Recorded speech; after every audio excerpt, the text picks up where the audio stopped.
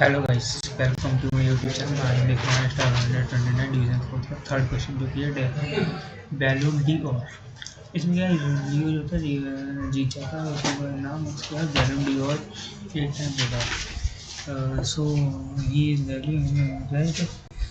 बहुत इंप्रेसिव था डी जो होता है उसके पास जो होता है तो उसकी इसमें है इंटीजर्स होते हैं। हर एक एलिमेंट इंटीजर्स क्या होता है या फिर 1 होगा या 2 होगा। क्योंकि काटने वाली नहीं मिल रहा है।